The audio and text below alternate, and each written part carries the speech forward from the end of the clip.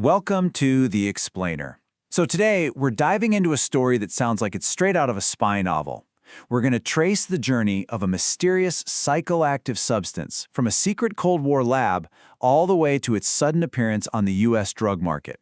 And believe it or not, this whole thing kicked off with just a single toxicology report. So our story starts in a place you might not expect. We're not talking about some cutting-edge research facility. No, this all begins with what seemed like a totally routine sample.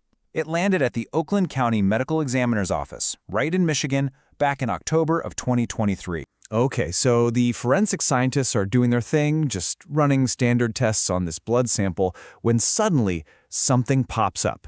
A signal for a compound they have never, ever seen before in casework. It was a total mystery. And you can imagine, a result like that immediately raises a huge question. What is this stuff? Figuring out the identity of this mystery chemical shot right to the top of their priority list. And just like that, a months-long forensic investigation was officially underway. So, the big question is, what did they find? Well, after months of some pretty intensive analysis, they finally cracked it. The compound was officially identified. And its name? Bromantane. And here it is. Take a look. This is the molecular structure of bromantane. Now, what you're looking at is a stimulant with this really unique adamantane base. You can see it right there, that distinctive cage-like structure.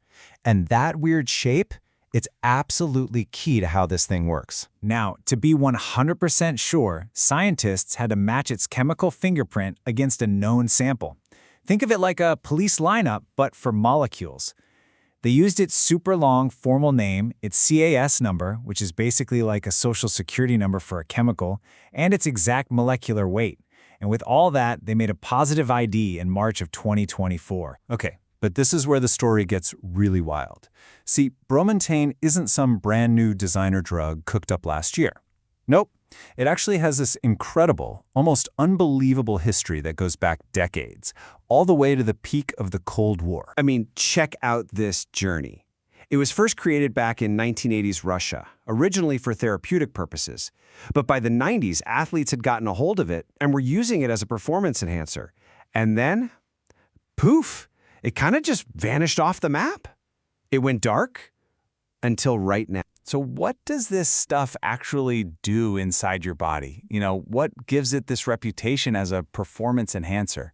Let's get into the science of it, the pharmacology. Well, bromantane falls into this really interesting class of drugs called actoprotectors.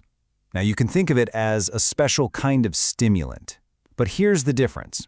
You know how typical stimulants can just totally burn you out? Actoprotectors are designed to do the opposite. To boost your physical and mental resistance to stress and fatigue, but way more efficiently. And it works in a really cool way. On one side, it actually has a bit of an anti-anxiety effect, which is unusual. But its real power, it comes from blocking the brain's cleanup crew for key chemicals like serotonin and dopamine. So, by telling that cleanup crew to take a break, it just leaves more of those feel-good, focus-enhancing neurotransmitters floating around in your system. The result? A boost in alertness and mood. Okay, I know what you might be thinking. A single toxicology case in Michigan. That doesn't sound like a huge national crisis, right? But here is why this one discovery is actually a really big deal and demands our attention. The most important thing to focus on here is this number, 1. It's just one confirmed case so far. Yes, but if you look at the history of this stuff, this is exactly how every major new drug trend kicks off.